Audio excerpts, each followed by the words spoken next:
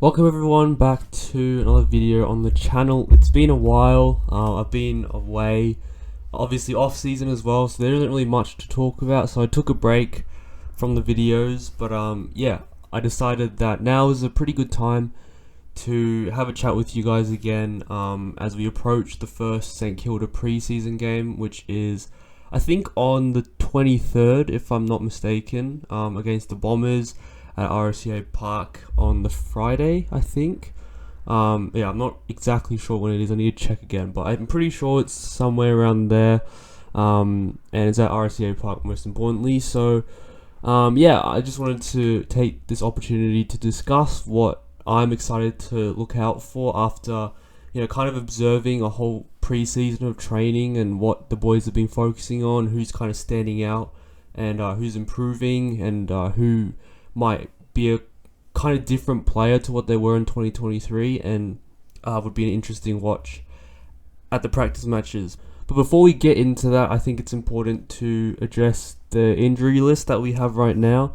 So there's been an injury update released by the Herald Sun today, and we've got a few players who aren't in full training. It's not as bad as last year, which is promising, but yeah, a couple of really important players to our team who are yet to rejoin full training, so little bit doubt. So the first and probably the most significant one in terms of not being a chance of round one is Dan Butler. So he had, I think, 2 surgeries on his ankle after the final we played last year, and he's yet to fully return to training. He only just started running at any capacity last week, and he stepped that speed up this week as well.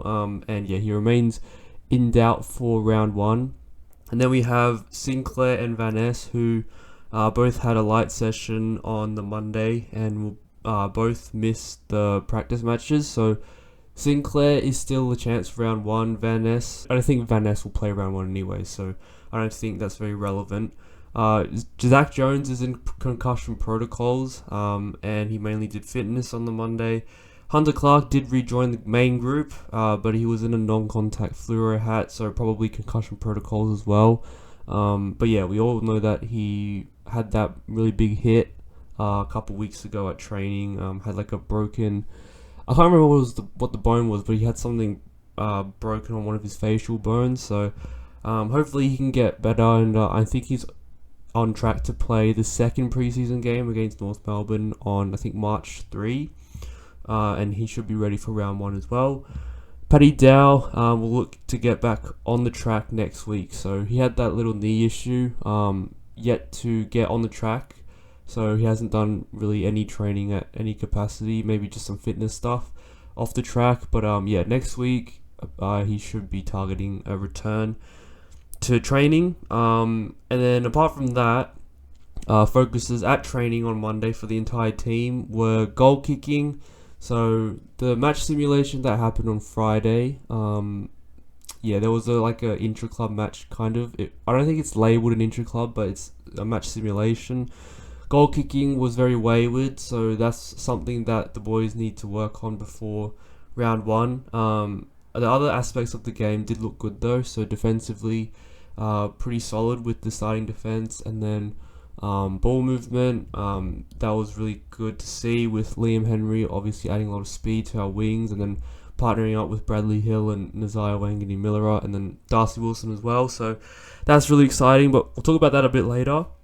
And then the other news was votes for captain will be conducted this week at Moorabbin. So I think last year we announced our captain around the time we played our second preseason game of last year. We announced our leadership group, and I expect that to probably be similar this year. Could be a little bit earlier, but we'll have to wait and see on that. I think Steele's pretty good chance to regain the captaincy. But yeah, getting into the practice matches. So yeah, obviously against the Bombers at RSCA Park on Friday. Game plan, I think we just want to be able to execute going inside 50 a lot better. Obviously that was an Achilles heel of our season last year. Like, we do really well defensively, get on the rebound, and then just sometimes just the execution going inside 50 wasn't up to par, and then yeah, we just turn the ball over too easily in our forward 50, and then other teams would be able to rebound against us really easily. So hopefully we can see a bit of a tweak in that type of game plan going forward in the practice matches. So getting King and Membry back is going to be really important, because they understand how we want to play our forward line, and they'll be able to create space, lead, provide a good target. Caminiti's still inexperienced, so obviously last year he wasn't really able to provide that sort of focal point in our forward line. So to have King and Membry back is huge for that, and we just have to make sure that we don't just bomb it on King's head like we have the past couple of years when he has been fit. We need to make sure that yeah, we just just treat him the same way as we did with Caminiti and Cordy, where we actually thought through our kicks and tried to hit them on the chest. Yeah, rather than thinking Max is going to do something mercurial and just take a million contested marks a game. Just not realistic. So yeah, I think finding that balance between the right time to bomb it in, but then the right time to also lower your eyes, I think that balance is really important. More specifically with the players, I think yeah, that quartet I spoke about before with Hill, Nazaya, and Wilson, and then Liam Henry, I think that's going to be electric, coming off half back and then going inside 50. Obviously Naz will look to set up play from the defensive line, and then Hill, Wilson, and ultimately Henry will look to try and deliver inside 50. I think that will be an interesting watch to see how they kind of play with that sort of game style, whether they have really good chemistry, or whether it might take some time for them to really gel. I think Liam Henry is also set for more midfield time, so inside the centre square. That would be really interesting, because that wasn't a role that Freo trialled him in at all through his few years there. So it's a completely new thing to see him playing midfield at AFL level. So hopefully we can see some good signs there, because his speed and hopefully his improved kicking will really add a nice new element to our midfield. I think his effect in there would probably be quite similar to Jones in the way that he can kind of burst away from stoppage at the front, and probably have some better foot skills than Jones, but probably just sacrifice a little bit of that toughness, because yeah, Jones is a tough nut, and not many players in the league who are tougher than Jones. So yeah, it'll be exciting to see that. And another new midfielder we might see is Windy. So obviously Windy played a bit of halfback and wing last year, but I think he's moved into the midfield full time. So hopefully we get to see more of him inside that centre square and providing that burst and power that he has out of the middle. So yeah, Windy, Henry, and then the third one is Filippo. So I think Filippo is set for a massive year.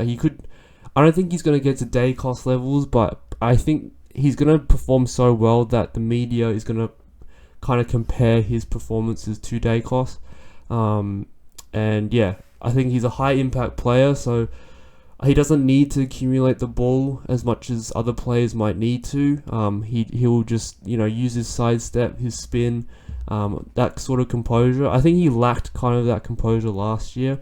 So if he adds that in this year, I think it will really take his game to the next level. For him to hit the scoreboard and then also be kicking inside 50, I think kind of replacing that Gresham role, I think he can execute it a lot better. That'll be exciting to watch as well. And then Wilson hopefully can try and fit into that Pooh role from last year. And yeah, I think we'll see Wilson play a bit more forward than wing, which is his preferred position, just because we have, Henry, Hill, Wood, so many wingers at this point that yeah, I think Wilson will start at half forward. And some of his highlights from his championships and NAB league were pretty promising for a forward. Like, he can get on the lead, he's decent overhead, and he's got a nice set shot on him as well, albeit kind of inconsistent at times.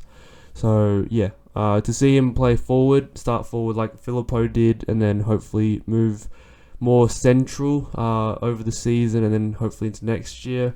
Yeah, hopefully we can see signs of that in the practice matches. And then the other kid we want to really see perform is Collard. So with Butler in doubt for round 1, I think it's important to see Collard put up a solid performance at least, maybe slot a goal or two. But all we want to see is just that work rate, manic forward pressure that Butler brings to the side, because there aren't many players in our team who can replicate Butler's role. We kind of got rid of Paris last year and then brought in Collard, so Collards really need to step up for round one if Butler isn't fit. Hugo Garcia also in contention, but I think he's more of a midfielder. And then the other kids in Houghton, Keeler, Showermaker and Hasty, I think we want to see some promising signs from them. I think Keeler has really shown some promising signs this preseason. He's been moved into defense, so he'll play as kind of a intercept defender, third tall kind of rebounder. So he's got good skills. He's obviously agile. He's actually really athletic for a 198 centimeter player. So he's a very unique type of player that hopefully we can use to our advantage, and hopefully he can live up to that potential. And we really want to see some signs from him these practice matches after his first full preseason. I'm pretty sure he didn't have a full preseason last year, so this is technically his first full preseason, and hopefully he can deliver on that. And same for Houghton. Houghton hasn't really lit the track on fire, but he's done some nice things, so it'll be interesting to see what he does in the forward line, and hopefully he gets some mid-time as well in the practice match. And then Showermaker and Hasty obviously just drafted.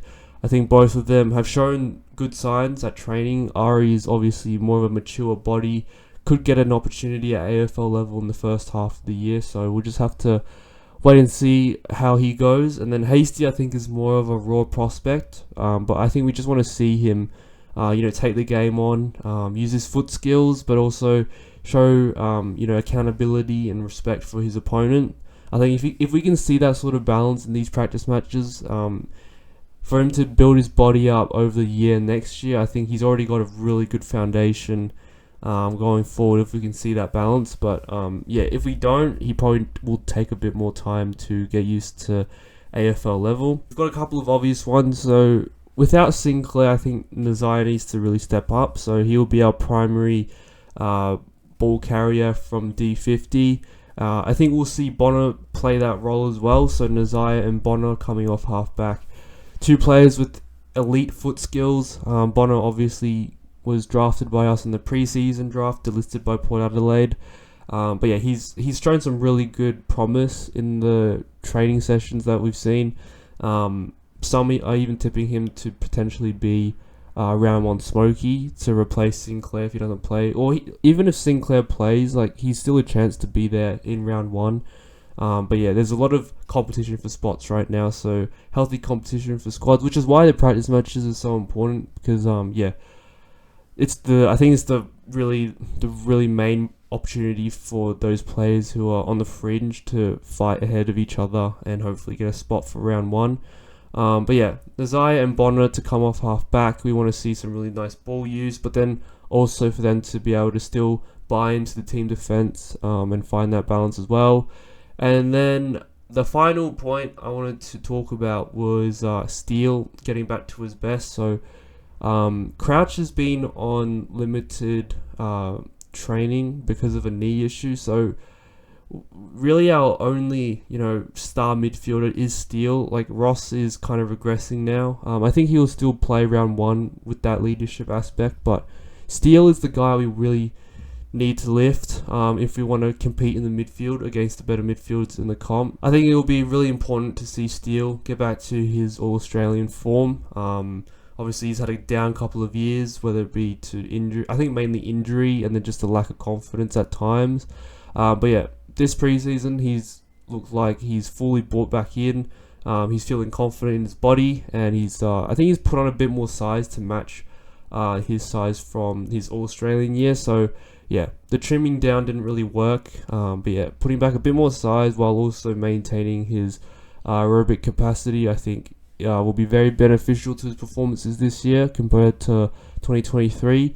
And if he can get back to consistently putting up 30 plus touches and just be that damaging contested bull, it really frees up the likes of Henry, Hill, Nazaya, Sinclair, Wilson, hopefully Filippo as well on the outside to really penetrate inside our forward 50.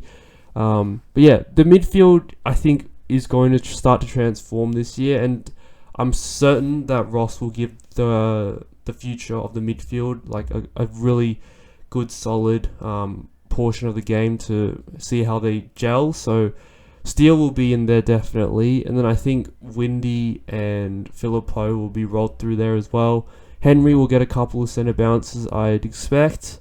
And then obviously, yeah, Crouch, Ross will roll through there as well. But I think the main focus will be on Windy and Philippo, see how they perform in the midfield together.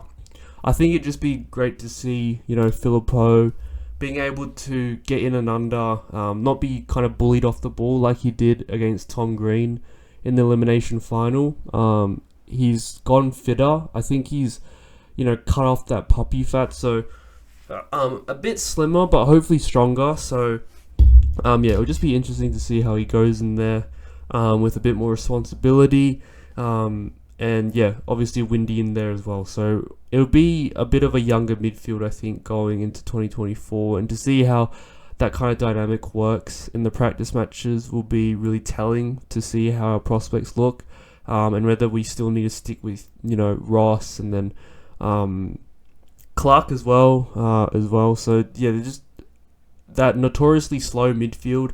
We're trying to transform that, and hopefully the kids that we are putting in that midfield are now going to really perform at the level required. And then probably the elephant in the room is seeing Max King at full flight. So he's had a pretty full pre-season. He's been managed a little bit just to make sure that he doesn't have any mishaps again. But yeah, if he can, replicate his match simulation form from last week, he kicked 4 goals against Dougal Howard. I think if he can, do the same against, the Essendon defence and the North Melbourne defence, albeit quite weak defences, but we just want to see King, be really confident in his body, leading, hopefully improved his fitness. He's done a bit of running as well, a bit of extra running to improve that aerobic capacity, but we just want to see him lead, take the ball at its highest point, put his body on the line, not,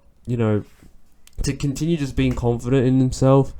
And then I guess the most important thing is to see him slot his set shots because, I think his accuracy, if he can really keep that going from 2023 where he was extremely accurate, he's in for a huge year. So Max King, I think, is probably the biggest watch for us Saners. And yeah, it'll be exciting to see what he can do if he can replicate what he did at this match simulation. But those are probably the main notes that I will try and look out for in the practice matches against Essendon and North Melbourne. Obviously, there are going to be some other elements of our game that we'll want to observe. And make sure to leave any comments on what you want to see from our team and our players. I think, another full pre-season for all the boys could only be beneficial and healthy as well. Like most of the boys have had full pre-seasons and are looking really fit.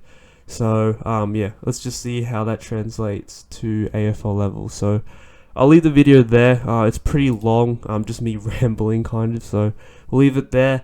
Hopefully, you guys enjoyed the video. Make sure to leave a like.